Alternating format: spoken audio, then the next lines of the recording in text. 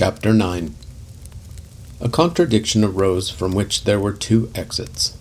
Either that which I called reason was not so rational as I supposed, or that which seemed to me irrational was not so irrational as I supposed. And I began to verify the line of argument of my rational knowledge. Verifying the line of argument of rational knowledge, I found it quite correct. The conclusion that life is nothing was inevitable, but I noticed a mistake. The mistake lay in this, that my reasoning was not in accord with the question I had put. The question was, why should I live? That is to say, what real, permanent result will come out of my illusory, transitory life? What meaning has my finite existence in this infinite world? And to reply to that question, I had studied life. The solution of all the possible questions of my life could evidently not satisfy me, for my question, simple as it first appeared, included a demand for the explanation of the finite in terms of the infinite, and vice versa. I asked, what is the meaning of my life beyond time, cause, and space? And I replied to quite another question. What is the meaning of my life within time, cause, and space? With the result that, after long efforts of thought, the answer I reached was none. In my reasonings I constantly compared, nor could I do otherwise, the finite with the finite, and the infinite with the infinite. But for that reason I reached the inevitable result. Force is force, matter is matter, will is will, the infinite is the infinite, nothing is nothing. And that was all that could result. It was something like what happens in mathematics when thinking to solve an equation, we find we are working on an identity.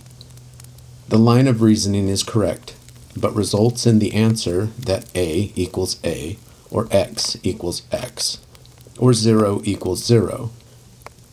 The same thing happened with my reasoning in relation to the question of the meaning of my life. The replies given by all science to that question only result in identity.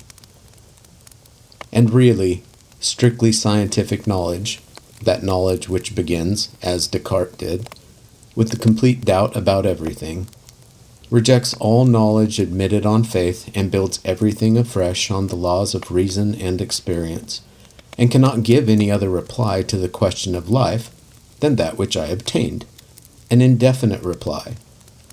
Only at first had it seemed to me that knowledge had given a positive reply, the reply of Schopenhauer, that life has no meaning and is evil. But on examining the matter, I understood that the reply is not positive. It was only my feeling that so expressed it. Strictly expressed, as it is by the Brahmins and by Solomon and Schopenhauer, the reply is merely indefinite or an identity. 0 equals 0. Life is nothing. So that philosophic knowledge denies nothing, but only replies that the question cannot be solved by it, that for it the solution remains indefinite. Having understood this, I understood that it was not possible to seek in rational knowledge for a reply to my question, and that the reply given by rational knowledge is a mere indication that a reply can only be obtained by a different statement of the question, and only when the relation of the finite to the infinite is included in the question.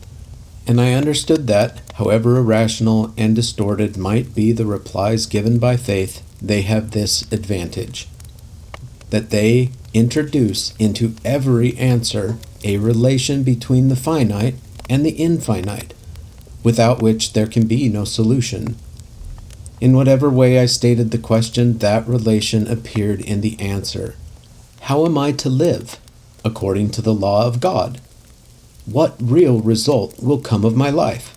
Eternal torment or eternal bliss? What meaning has life that death does not destroy? Union with the eternal God, heaven. So that besides rational knowledge, which had seemed to me the only knowledge, I was inevitably brought to acknowledge that all live humanity has another irrational knowledge, faith, which makes it possible to live. Faith still remained to me as irrational as it was before, but I could not but admit that it alone gives mankind a reply to the questions of life, and that consequently it makes life possible. Reasonable knowledge had brought me to acknowledge that life is senseless. My life had come to a halt, and I wished to destroy myself. Looking around on the whole of mankind, I saw that people live and declare that they know the meaning of life. I looked at myself. I had lived as long as I knew a meaning of life, and had made life possible. Looking again at people of other lands, at my contemporaries and at their predecessors, I saw the same thing. Where there is life, there since man began, faith has made life possible for him, and the chief outline of that faith is everywhere and always identical. Whatever the faith may be, and whatever answers it may give, and to whomsoever it gives them, every such answer gives to the finite existence of man an infinite meaning, a meaning not destroyed by sufferings, deprivations, or death. This means that only in faith can we find for life a meaning and a possibility. What then is this faith? And I understood that faith is not merely the evidence of things not seen, etc., and is not a revelation. That defines only one of the indications of faith. Is not the relation of man to God? One has first to define faith and then God, and not define faith through God. It is not only agreement with what has been told one, as faith is most usually supposed to be, but faith is a knowledge of the meaning of human life, in consequence of which man does not destroy himself, but lives. Faith is the strength of life. If a man lives, he believes in something. If he did not believe that one must live for something, he would not live. If he does not see and recognize the illusory nature of the finite, he believes in the finite. If he understands the illusory nature of the finite, he must believe in the infinite. Without faith he cannot live. And I recalled the whole course of my mental labor and was horrified. It was now clear to me that for man to be able to live, he must either not see the infinite, or have such an explanation of the meaning of life as will connect the finite with the infinite. Such an explanation I had had, but as long as I believed in the finite, I did not need the explanation, and I began to verify it by reason. And in the light of reason, the whole of my former explanation flew to atoms. But a time came when I ceased to believe in the finite, and then I began to build up on rational foundations, out of what I knew, an explanation which would give a meaning to life, but nothing could I build. Together with the best human intellects, I reached the result that 0 equals 0, and was much astonished at that conclusion, though nothing else could have resulted. What was I doing when I sought an answer in the experimental sciences? I wished to know why I live, and for this purpose studied all that is outside me. Evidently, I might learn much, but nothing of what I needed. What was I doing when I sought an answer in philosophical knowledge? I was studying the thoughts of those who had found themselves in the same position as I, lacking a reply to the question, why do I live? Evidently, I could learn nothing but what I knew myself, namely, that nothing can be known. What am I? A part of the infinite. In those few words lies the whole problem.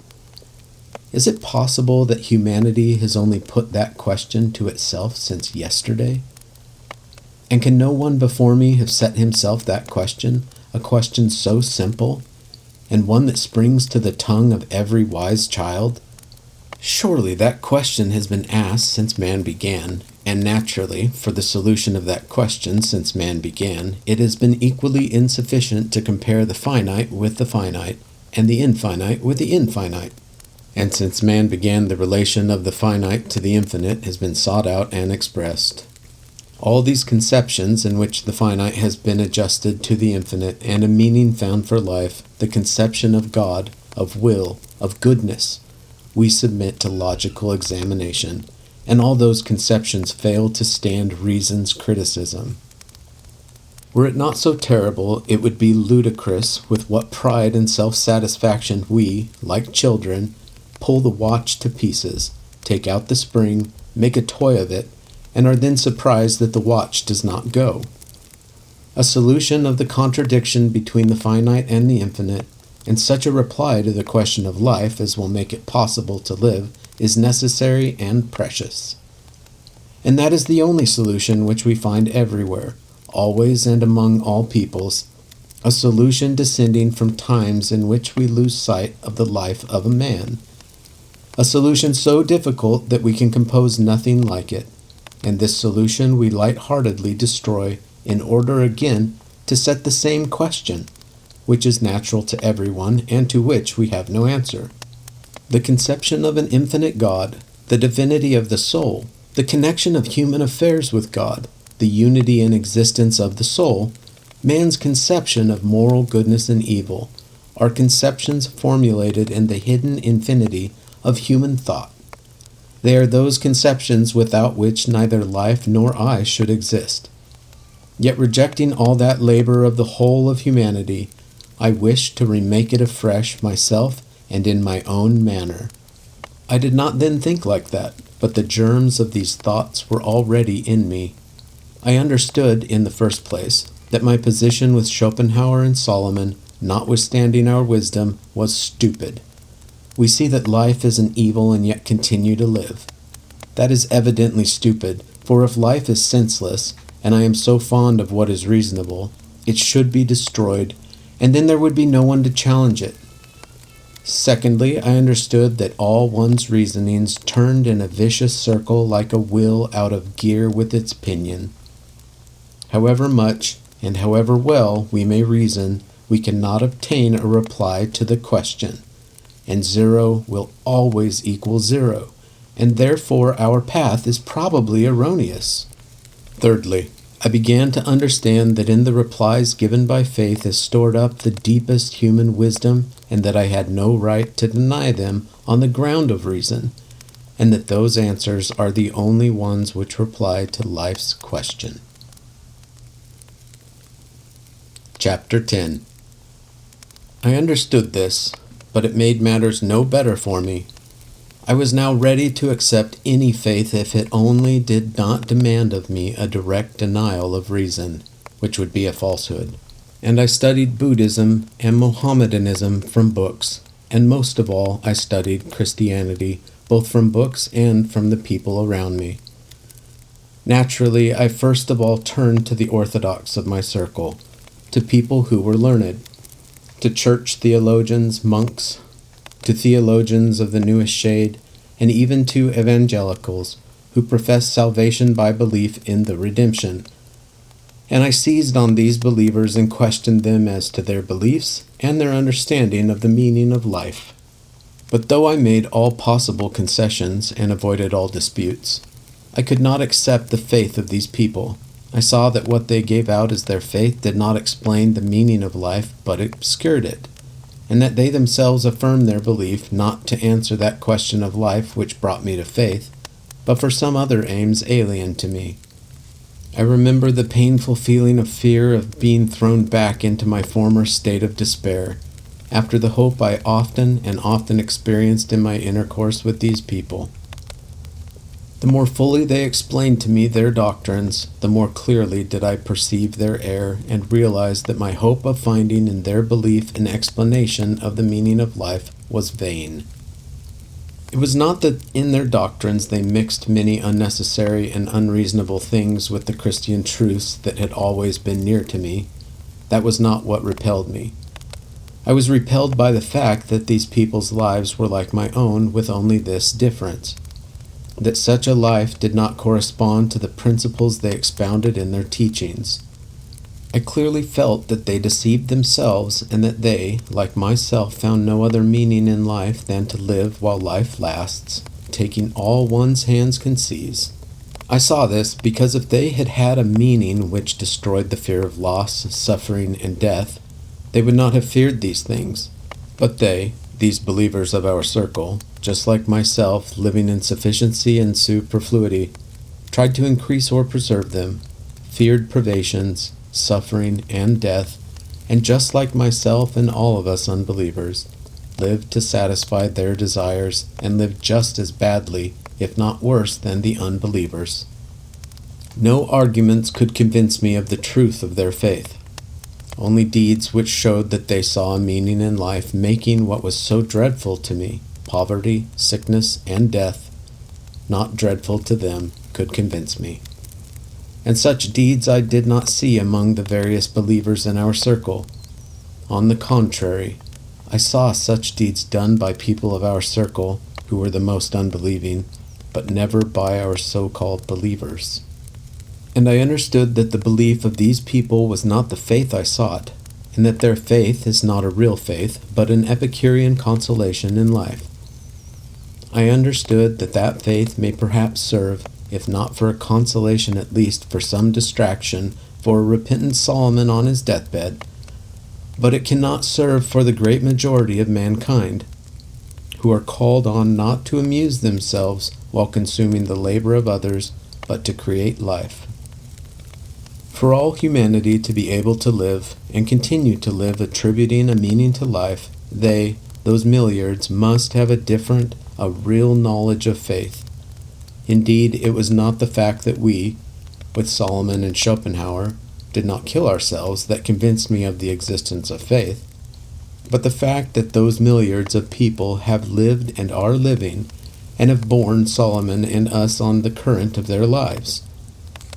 And I began to draw near to the believers among the poor, simple, unlettered folk, pilgrims, monks, sectarians, and peasants.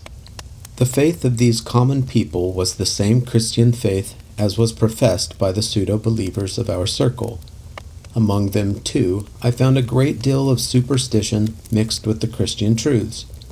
But the difference was that the superstitions of the believers of our circle were quite unnecessary to them and were not in conformity with their lives, being merely a kind of Epicurean diversion.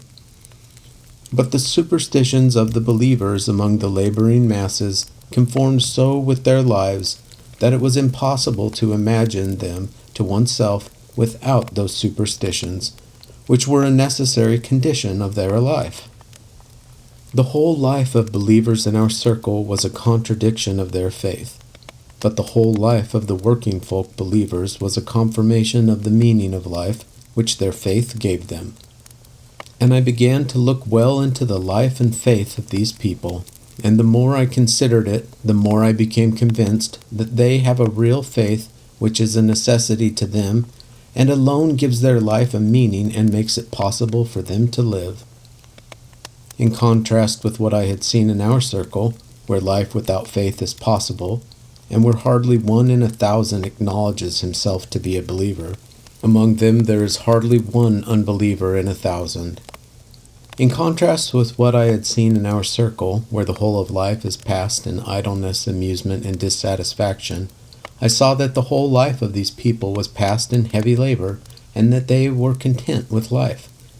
In contradistinction to the way in which people of our circle oppose fate and complain of it on account of deprivations and sufferings, these people accepted illness and sorrow without any perplexity or opposition, and with a quiet and firm conviction that all is good.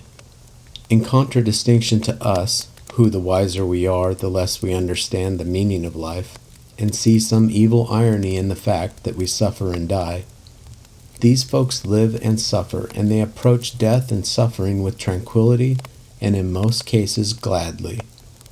In contrast to the fact that a tranquil death, a death without horror and despair, is a very rare exception in our circle, a troubled, rebellious, and unhappy death is the rarest exception among the people. And such people, lacking all that for us and for Solomon is the only good of life, and yet experiencing the greatest happiness, are a great multitude. I looked more widely around me. I considered the life of the enormous mass of the people in the past and present. And of such people, understanding the meaning of life and able to live and to die, I saw not 2 or 3 or tens, but hundreds, thousands, and millions. And they all, endlessly different in their manners, minds, education, and position as they were, all alike, in complete contrast to my ignorance, knew the meaning of life and death, labored quietly, endured deprivations and sufferings, and lived and died, seeing therein not vanity but good. And I learnt to love these people. The more I came to know their life, the life of those who are living and of others who are dead of whom I read and heard, the more I loved them and the easier it became for me to live. So I went on for about 2 years, and a change took place in me which had long been preparing, and the promise of which had always been in me. It came about that the life of our circle, the rich and learned, not merely became distasteful to me, but lost all meaning in my eyes. All our actions, discussions, science and art presented itself to me in a new light. I understood that it is all merely self-indulgence, and that to find a meaning in it is impossible. While the life of the whole laboring people, the whole of mankind who produce life, appeared to me in its true significance, I understood that is life itself, and that the meaning given to that life is true, and I accepted it. Chapter 11. And remembering how those very beliefs had repelled me, and had seemed meaningless when professed by people whose lives conflicted with them, and how these same beliefs attracted me and seemed reasonable when I saw that people lived in accord with them, I understood why I had then rejected those beliefs and found them meaningless, yet now accepted them and found them full of meaning. I understood that I had erred and why I erred. I had erred not so much because I thought incorrectly as because I lived badly. I understood that it was not my error in my thought that had hid the truth from me as much as my life itself in the exceptional conditions of Epicurean gratification of desires in which I passed it. I understood that my question as to what my life is, and the answer, and evil, was quite correct. The only mistake was that the answer referred only to my life, while I had referred it to life in general. I asked myself what my life is, and got the reply, an evil and an absurdity. And really, my life, a life of indulgence of desires, was senseless and evil, and therefore the reply, life is evil and an absurdity, referred only to my life, but not to human life in general. I understood the truth which I afterwards found in the Gospels, that men loved darkness rather than light, for their works were evil. For every one that doeth ill hateth the light, and cometh not to the light, lest his work should be reproved. I perceived that to understand the meaning of life it is necessary first that life should not be meaningless and evil. Then we can apply reason to explain it. I understood why I had so long wandered round so evident a truth, and that if one is to think and speak of the life of mankind, one must think and speak of that life, and not of the life of some of life's parasites. That truth was always as true as that 2 and 2 are 4, but I had not acknowledged it, because on admitting 2 and 2 to be 4, I had also to admit that I was bad. And to feel myself to be good was for me more important and necessary than for 2 and 2 to be 4. I came to love good people, hated myself, and confessed the truth. Now all became clear to me. What if an executioner passing his whole life in torturing people and cutting off their heads, or a hopeless drunkard, or a madman settled for life in a dark room, which he has vowed and imagines that he would perish if he left? What if he asked himself, what is life?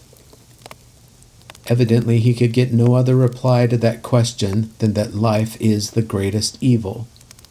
And the madman's answer would be perfectly correct, but only as applied to himself. What if I am such a madman? What if all we rich and leisured people are such madmen? And I understood that we really are such madmen.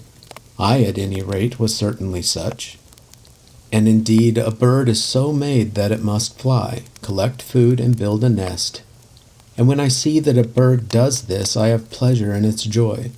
A goat, a hare, and a wolf are so made that they must feed themselves, and must breed and feed their family, and when they do so, I feel firmly assured that they are happy, and that their life is a reasonable one. Then what should a man do? He too should produce his living as the animals do, but with this difference, that he will perish if he does it alone. He must obtain it not for himself, but for all. And when he does that, I have a firm assurance that he is happy, and that his life is reasonable. But what had I done during the whole 30 years of my responsible life? Far from producing sustenance for all, I did not even produce it for myself. I lived as a parasite, and on asking myself, what is the use of my life, I got the reply, no use. If the meaning of human life lies in supporting it, how could I, who for 30 years had been engaged not on supporting life, but on destroying it in myself and in others, how could I obtain any other answer than that my life was senseless and an evil? It was both senseless and evil. The life of the world endures by someone's will. By the life of the whole world and by our lives, someone fulfills his purpose. To hope to understand the meaning of that will, one must first perform it by doing what is wanted of us. But if I will not do what is wanted of me, I shall never understand what is wanted of me, and still less what is wanted of us all and of the whole world.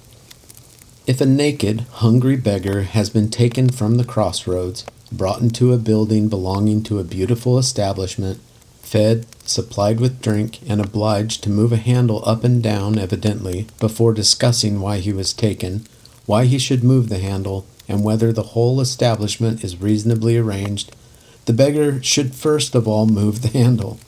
If he moves the handle, he will understand that it works a pump, that the pump draws water, and that the water irrigates the garden beds. Then he will be taken from the pumping station to another place, where he will gather fruits and will enter into the joy of his master, and, passing from lower to higher work, will understand more and more of the arrangements of the establishment, and taking part in it will never think of asking why he is there, and will certainly not reproach the master. So those who do his will, the simple, unlearned working folk, whom we regard as cattle, do not reproach the master, but we, the wise, eat the master's food, but do not do what the master wishes, and instead of doing it, sit in a circle and discuss.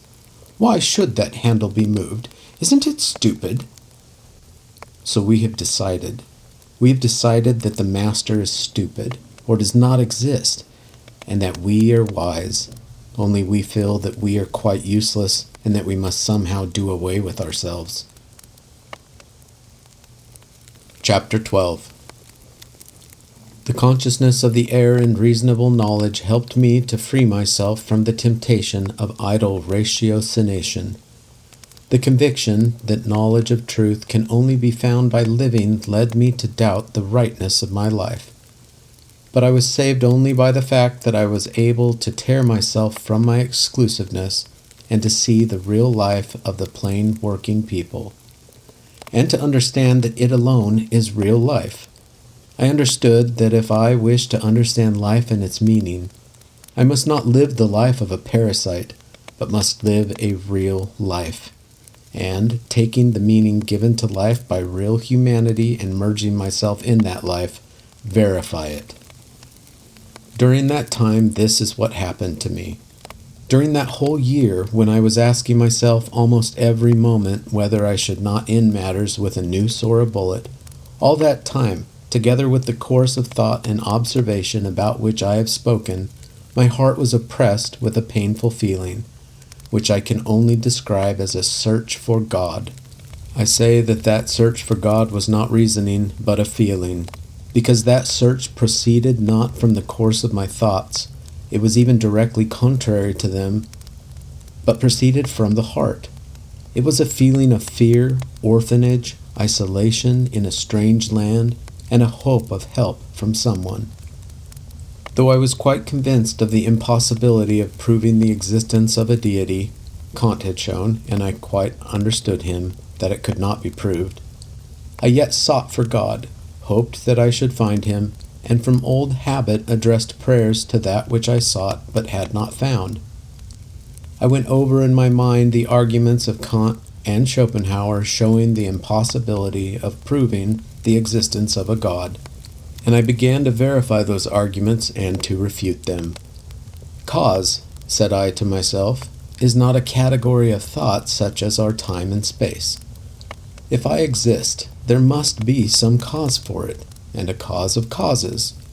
And that first cause of all is what men have called God. And I paused on that thought, and tried with all my being to recognize the presence of that cause.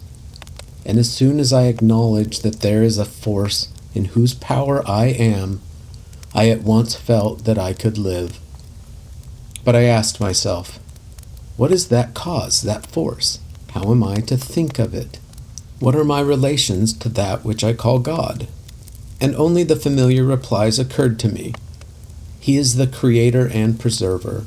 This reply did not satisfy me, and I felt I was losing within me what I needed for my life.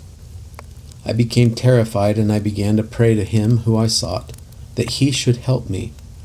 But the more I prayed, the more apparent it became to me that he did not hear me, and that there was no one to whom to address myself. And with despair in my heart that there is no God at all, I said, Lord, have mercy, save me. Lord, teach me. But no one had mercy on me, and I felt that my life was coming to a standstill. But again and again from various sides, I returned to the same conclusion, that I could not have come into this world without any cause or reason or meaning. I could not be such a fledgling fallen from its nest as I felt myself to be, or, granting that I be such, lying on my back, crying in the high grass, even then I cry because I know that a mother has borne me within her, has hatched me, warmed me, fed me, and loved me. Where is she, that mother? If I had been deserted, who has deserted me? I cannot hide from myself that someone bored me, loving me. Who was that someone? Again, God? He knows and sees my searching, my despair, and my struggle. He exists, said I to myself. And I had only for an instant to admit that, and at once life rose within me, and I felt the possibility and joy of being. But again, from the admission of the existence of a God, I went on to seek my relation with him, and again I imagined that God, our Creator, in three persons, who sent his Son, the Savior, and again that God, detached from the world and from me, melted like a block of ice, melted before my eyes, and again nothing remained, and again I despaired and felt that I had nothing to do but to kill myself. And the worst of all was that I felt I could not do it. Not twice or 3 times, but tens and hundreds of times I reached those conditions, first of joy and animation, and then of despair and consciousness of the impossibility of living. I remember that it was an early spring. I remember alone in the wood listening to its sounds. I listened and thought ever of the same thing, as I had constantly done during those last 3 years. I was again seeking God. Very well, there is no God, said I to myself. There is no one who is not my imagination, but a reality like my whole life. He does not exist, and no miracles can prove his existence, because the miracles would be my imagination, besides being irrational. But my perception of God, of him who I seek, I asked myself, where does that perception come from? And again at this thought the glad waves of life rose within me. All that was around me came to life, and I received a meaning, but my joy did not last long. My mind continued its work. The conception of God is not God, said I to myself. The conception is what takes place within me. The conception of God is something I can evoke or can refrain from evoking in myself. That is not what I seek. I seek that without which there can be no life. and again all around me and within me began to die, and again I wished to kill myself. But then I turned my gaze upon myself, on what went on within me, and I remembered all those cessations of life and reanimations that occurred within me hundreds of times. I remembered that I only lived at those times when I believed in God. As it was before, so it was now. I need only be aware of God to live. I need only forget Him or disbelieve Him, and I died. What is this animation and dying? I do not live when I lose belief of the existence of God. I should long ago have killed myself had I not had a dim hope of finding Him. I live, really live, only when I feel Him and seek Him. What more do you seek? Exclaimed a voice within me. This is He. He is that without which one cannot live. To know God and to live is one and the same thing. God is life. Live seeking God, and then you will not live without God. And more than ever before, all within me and around me lit up, and the light did not again abandon me. And I was saved from suicide. When and how this change occurred, I could not say. As imperceptibly and gradually the force of life in me had been destroyed, and I had reached the impossibility of living, a cessation of life and the necessity of suicide, so imperceptibly and gradually did that force of life return to me. And strange to say, the strength of life which returned to me was not new, but quite old, the same that had borne me along in my earliest days. I quite returned to what belonged to my earliest childhood and youth. I returned to the belief in that will which produced me and desires something of me. I return to the belief that the chief and only aim of my life is to be better, that is, to live in accord with that will. And I return to the belief that I can find the expression of that will in what humanity, in the distant past hidden from, has produced for its guidance. That is to say, I return to a belief in God, in moral perfection, and in a tradition transmitting the meaning of life. There was only this difference, that then all this was accepted unconsciously, while now I knew that without it I could not live. What happened to me was something like this. I was put into a boat, I do not remember when, and pushed off from an unknown shore, shown the direction of the opposite shore, had oars put in my unpracticed hands, and was left alone. I rowed as best I could and moved forward, but the further I advanced towards the middle of the stream, the more rapid grew the current bearing me away from my goal, and the more frequently did I encounter others, like myself, borne away from the stream. There were a few rowers who continued to row. There were others who had abandoned their oars. There were large boats and immense vessels full of people. Some struggled against the current, others yielded to it. And the further I went, the more seeing the progress down the current of all those who were adrift, I forgot the direction given me. In the very center of the stream, amid the crowd of boats and vessels which were being borne downstream, I quite lost my direction and abandoned my oars. Around me on all sides, with mirth and rejoicing, people with sails and oars were borne down the stream, assuring me and each other that no other direction was possible. And I believed them and floated with them. And I was carried far, so far that I heard the roar of the rapids in which I must be shattered, and I saw boats shattered in them. And I recollected myself. I was long unable to understand what had happened to me. I saw before me nothing but destruction, toward which I was rushing and which I feared. I saw no safety anywhere, and did not know what to do. But looking back, I perceived innumerable boats which unceasingly and strenuously pushed across the stream, and I remembered about the shore, the oars, and the direction, and began to pull back upwards against the stream and towards the shore. That shore was God. That direction was tradition. The oars were the freedom given me to pull for the shore and unite with God. And so the force of life was renewed in me, and I again began to live.